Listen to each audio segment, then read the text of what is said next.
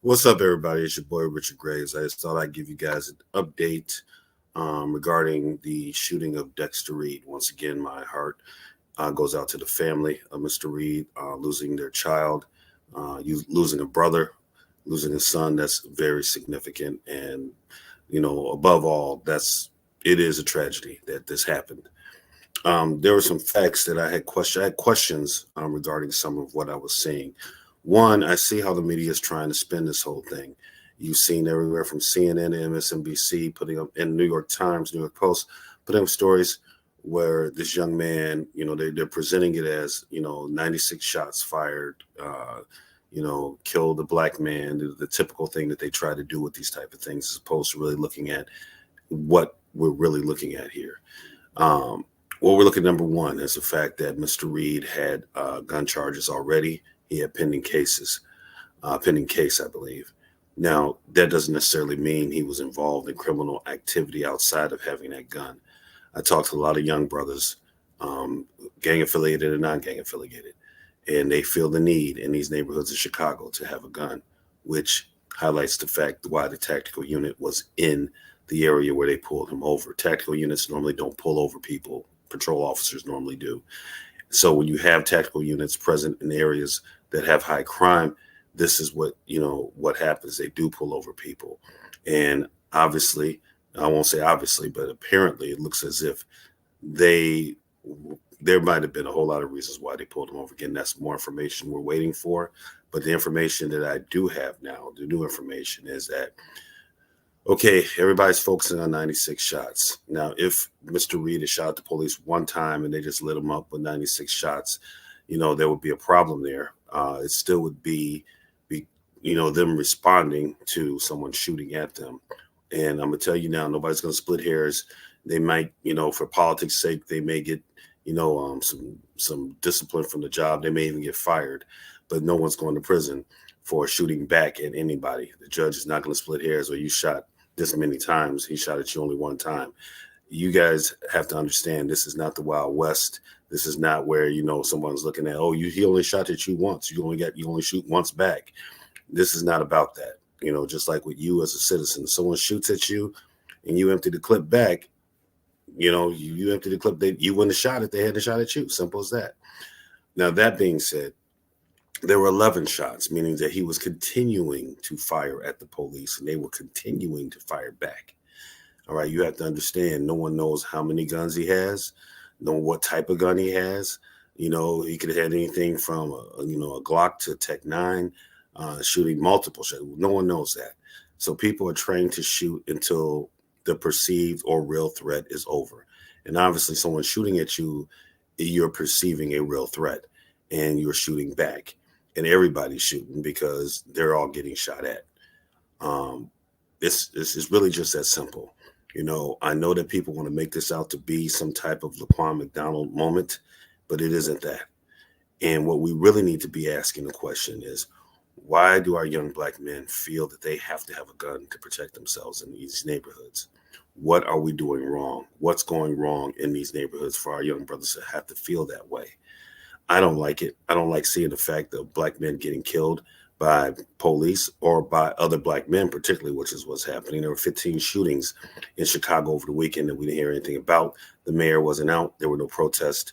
And I'm not saying, obviously, misconduct from an officer would be very different than regular crime. But in this case, we don't have apparent misconduct from an officer or any officers. What we have is they pulled him over. You can argue the constitutionality of that all day.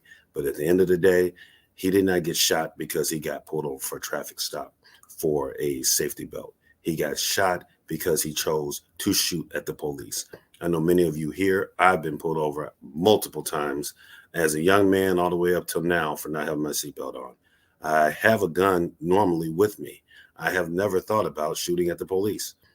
Usually I give my ID and my driver's license and insurance, and I go about my way. And this has been in Chicago and in multiple jurisdictions. I've gotten pulled over for not having a seatbelt on. At the end of the day, you can't shoot at the police for pulling you over. And if you do, you're inviting getting shot at back. It's just that simple. So I don't want other young black men to think there's some justification he was protecting himself against the police. No. If you get pulled over by the police, if you happen to have that gun, if it's not legal, you like to just catch that case. Don't catch death by shooting at the police. If it's legal, if you got your concealed carry, then fine. If you're going to a security job, you're a security officer, fine. You know, usually, but like I said, when you travel with your gun as a legal citizen, normally you're not traveling with it. You're traveling with it in your glove compartment or in your trunk, separated from your magazine. Or if you get your concealed carry, or you're working and you're on a job or something, you're a security officer, whatever it may be, you have it on your person. But what you're not going to do in most cases is pull out that gun and try shooting at the police if you have any sense. And I'm just saying that, young brothers out there, I know that you may be carrying a gun because you're afraid, or because you think that you have to because of the neighborhood that you live in. And I don't blame the young brothers. I blame I blame my age group. I blame the leadership. I blame the mayor. I blame the aldermen. I blame the parents in those communities. I blame the pastors. We have to do something. Honestly, I don't know where to begin with that. I had some young men tell me that sometimes they get these guns off the back of trains. I've had multiple young men told me this. Why is that happening? All right. Why is there more security? If you got a train car that has weapons in it, why don't you have security in that car? Why is it so easy for them to take guns like that? Also we got straw man purchases that need to be dealt with. And of course we have illegal guns coming with the drug trade as well. There's a lot of things that have to be dealt with, but we can't expect, adolescents to be thinking correctly about this when they're feeling pressure, anxiety, and fear. It's up for us as adults to protect them, even if it's protecting them from themselves.